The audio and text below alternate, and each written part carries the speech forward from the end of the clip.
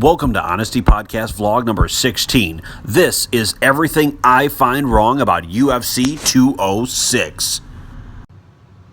What is up, YouTube audience? It's the Honesty Podcast vlog series. I'm Pat Voss. This is where you'll find your best in sports and entertainment 7 days a week. Here on YouTube, you can also tweet me at Honesty Podcast on Twitter, Facebook, definitely Instagram, on Periscope, Honesty_podcast, Pat Voss 12 on Snapchat. So guys, I'm going to get right into it. This is UFC 206 rant. I was not at all impressed by the way that Max Holloway handled himself against Anthony Pettis. By the way, spoilers alert right now, spoiler alert for you folks, because anybody who has not seen, I'll give you 5, 4, 3, 2, 1, okay.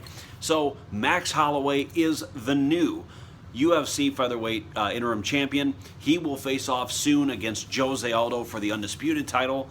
No timetable right now as to when Conor McGregor is returning to the UFC. Right now there are serious talks, I think, starting up against him fighting with Money Mayweather in a boxing ring. So that's something to consider. That's something to think about. By the way, Max Holloway KOing Anthony Pettis after Anthony Pettis broke his hand is not a big win for me. That's not a huge win. That kind of felt a little Anderson Silva-ish. Like, and here's what I mean. Chris Weidman against Anderson Silva. Anderson Silva got cocky. Rightfully, he got knocked out in that fight, and he lost the middleweight title. The rematch fight against Weidman, he broke his leg over Weidman's shin. That ended the fight. This kind of felt like that. The minute he broke his hand, the fight was over. There was no more energy left in Pettis, and Pettis got taken down and basically played for a full the next 2 rounds. And in round 3, he backed up, Max Holloway backed up Anthony Pettis against the cage and knocked him out. Glancing blows. Boom, boom, boom, boom, boom. Finally, ref stops the fight. 3rd round TKO. Anthony Pettis is now the defeated, and Max Holloway is the featherweight interim champion. Nobody, and I will repeat this so some people out here can hear me, nobody is better in the featherweight division than Conor McGregor. Nobody is better.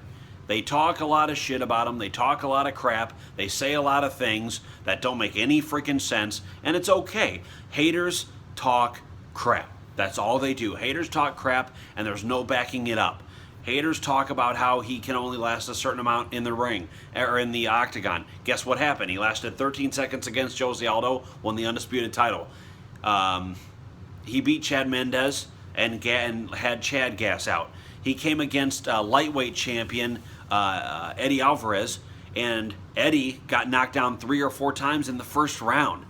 It is not about how long you can go into a match if you can stand upright.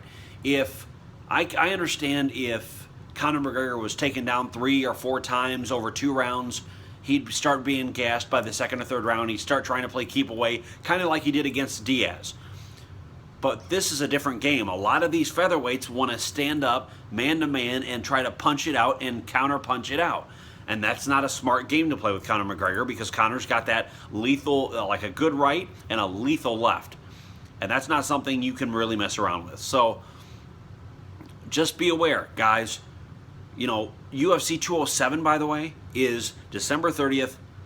And it's going to be Ronda Rousey returning to face Amanda Nunes for the UFC undisputed bantamweight women's title. I see it maybe going to decision. If it goes to decision, I say Amanda Nunes wins it. If it's a TKO, I wouldn't think Nunes would TKO Rousey.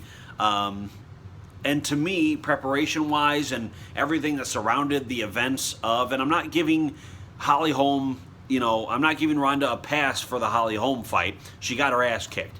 I'm just going to say it. She got her ass handed to her.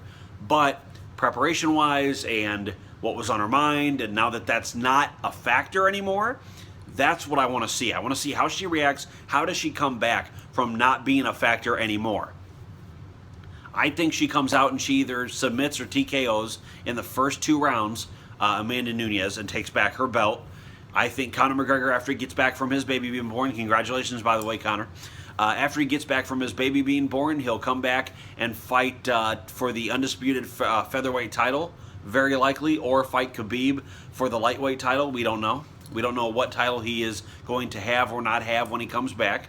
Also, there's the option of a welterweight matchup against Tyron Woodley, who is the current welterweight champion. Now, if he loses that title to someone like Wonder Boy or someone else, maybe he loses it in a rematch to Robbie Lawler. Who knows? Whoever is the welterweight champion, guarantee that, or it is guaranteed rather, that Conor McGregor is coming for you. Whoever you are, he's coming for you. He is. He wants to be 3 belts. In his career, he wants to be the guy that held the lightweight and featherweight at the same time, and then had to give up the featherweight and came back and had the lightweight and the welterweight at the same time. He wants to be that 2-belt champion in 2 different types of slide scales there. And I don't blame him, to be honest with you. Best of luck, Conor.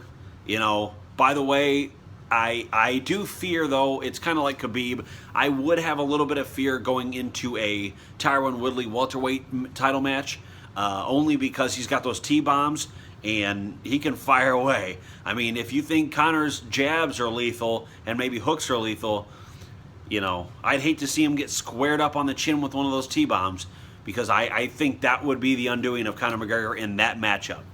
Other than that, I don't have any fear for Conor McGregor in the welterweight division. Other than Tyron Woodley, I don't have any, or Tyron Woodley, sorry. I don't have any fear for Conor McGregor in the welterweight division. Lightweight, maybe Khabib, and that's it. Maybe Khabib and Dos Anjos, and that's it. And in the featherweight, nobody. I don't have any fear for Conor McGregor in featherweight. Lightweight is 2 people, or 1 person, and you know, it's just like 1 apiece. It's not necessarily giving you what you want as a crowd. I know you want to hear me say that I think he's going to choke, or I think Ronda's going to get knocked out, and I don't think any of that, to be honest. They've proven themselves as athletes, and I think now it's time to really drive that fucking point home. It's time to drive that point home, guys. By the way, up top, my subscribe, my most recent video on the side, go ahead and check me out. I've got my link to my honestypodcast.weebly.com, all my blogs for websites. I also write for gmbsports.com. Both links will be in the description of the video. I'll see y'all later.